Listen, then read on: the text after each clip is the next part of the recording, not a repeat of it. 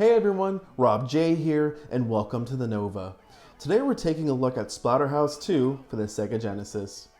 The plot of the whole game is that Rick is still suffering from the loss of Jennifer, and he's plagued by nightmares of losing her and the Terror Mask.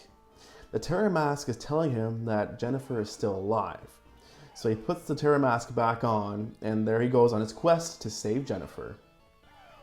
Now, the interesting thing between the Japanese version and the Western version is that the Japanese version actually tells the player where Jennifer is. It says, go find the hidden house as Jennifer is in the land of the dead. In the Western version, it says, go back to the house. Yes, that doesn't make any sense. Because the house in the original Splatterhouse got destroyed by Rick, and that's where his wife died too. So it doesn't add up. And as you're playing through the first level, you see the remains of the first house. So I wonder why that got lost in translation. That's such a shame. That's such a huge plot point too, because you're not actually going through the house. You're going through a bunch of different creepy areas where you have to fight these monstrous bosses and disgusting bosses in order to find Jennifer. So that should have been explained in the beginning, but it wasn't. But let's talk about the core of the game, or the core of any game, which is the controls. They feel a bit sluggish, but it doesn't hinder your experience at all. It actually makes you kind of react quicker, if that makes any sense. So you know that your left and rights can be a bit delayed, but it's not tragic. Like it's not a chore going left or right. You just have to, understand that you should be pressing left a little bit quicker than you normally would in a game that has tighter controls. But this side-scroller beat-em-up does a really good job of throwing so many disgusting enemies at you and having weapons as well. So you get your 2x4 where you can smack zombies into the wall. You have your oar, which you can smack zombies into the lake. You have a chainsaw, which can be used on these weird demon fetus babies. Yeah, I said that, and it's a boss, and it's really weird. I'm gonna be saying weird, disgusting, monstrous, and gory a lot in this video. So yeah, because that's what this game is. It's complete shock value because of the visual presentation of it, and that's why I kind of like it a lot. But going beyond the controls, the levels are very, very short. And there's some minor platforming. I don't know if you could even qualify it as platforming if you're jumping over a little puddle that has murderous piranhas or spikes. Does that count as platforming? I guess a tiny, tiny bit, but that's platforming there in that game. It's not like anything crazy where you're climbing a ladder or you're jumping from point A to point B with like a running jump. No. You're just side-scrolling and just punching everything you can. Brave guy, Rick here, who's punching through everything. The bosses in this game are very creative. Very creative, actually. And some of them are disgusting, like the very first boss, where he's actually eating zombies. And when he dies, his stomach explodes. And quick tip here is that stay away from him as he dies, because that explosive stomach entrails will actually hurt you. Another boss, his eyes explodes as he dies. There's a lot of explosions of body parts in this game. It's so crazy. But I really like the bosses. Some of my favorite bosses are, there's a boss where he kind of mutates from a humanoid to this weird spider thing. And the only reason why I like that boss is because of the music. The music is really good to jam out to. I've actually considered putting it on my phone or iPod because it's that good. Another boss is where you're chasing him in his laboratory, and the stupid thing is I didn't understand what you're supposed to do with the beakers filled with, like, I guess it was just like an explosive fire thing, but you're actually supposed to use the beakers on the, I'm gonna call them mud demons because they'll actually kill them. In the game, you come across these mud demons, and they can't die from your fists. His powerful fists. No, you can't kill them with your fists. They only collapse and then reanimate again. So you're going to be fighting those enemies a lot, and good luck with them because they absolutely irritated me in this game. They were just the most annoying enemy in the game. But that was another fun boss because towards the end, as you're chasing him, you do one punch and he's gone. So he was actually a weak character, but he forces you to chase him. That's interesting. I like that a lot. I also enjoyed, I enjoyed the giant face where he was throwing spirits at you. That was kind of cool because it was only cool because of his death animation, really.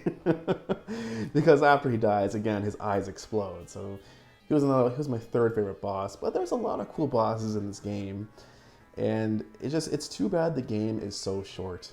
But it's so damn tough. Like, if you're playing this game, you're going to die a lot. And don't take it personally. Do not take it personally. It's a tough game.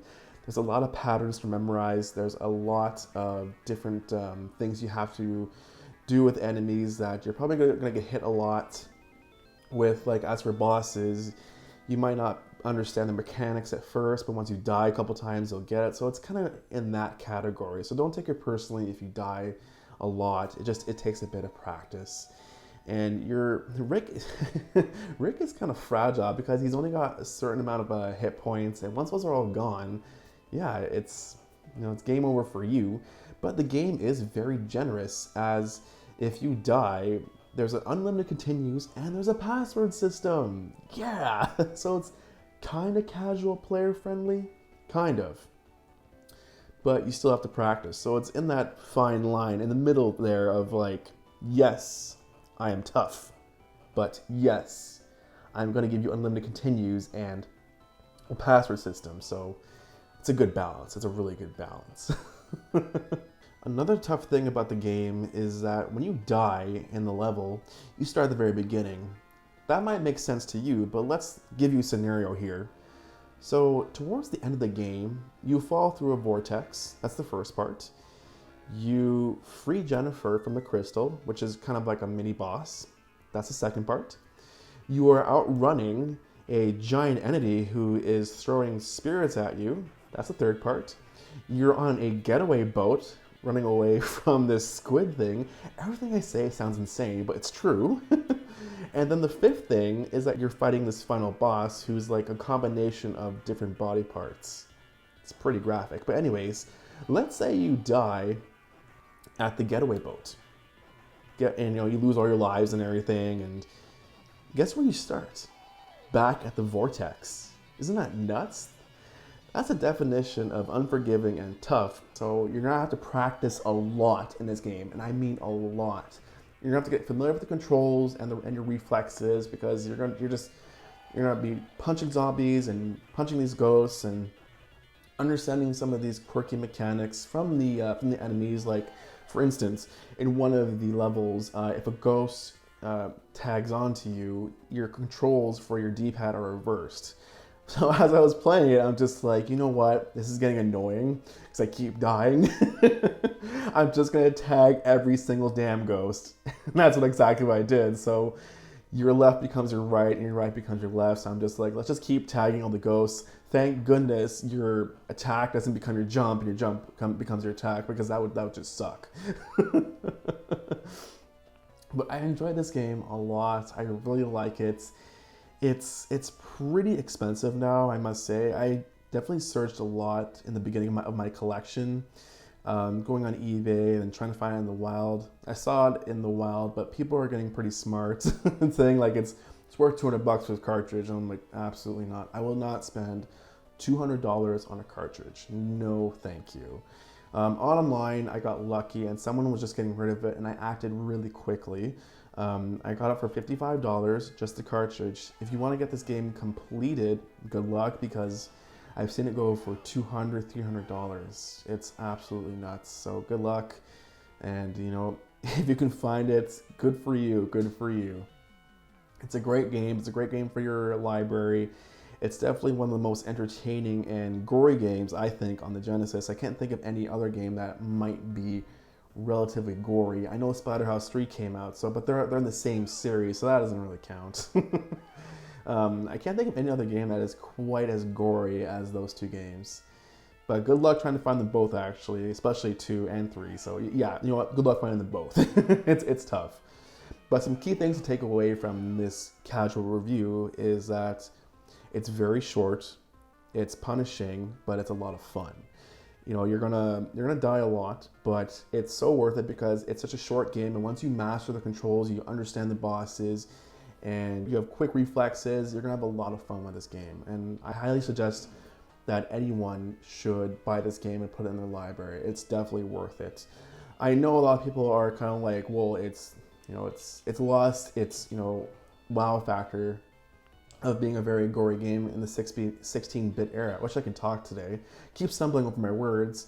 And yeah, absolutely, it did lose its wow factor, but it's still a piece of history that, it came out back in the 90s of when consoles were kind of like, being very careful, except for Mortal Kombat, but like consoles were kind of still on the horizon of creating bloody and gory games, and this game was just like, expression, hold my beer, watch this.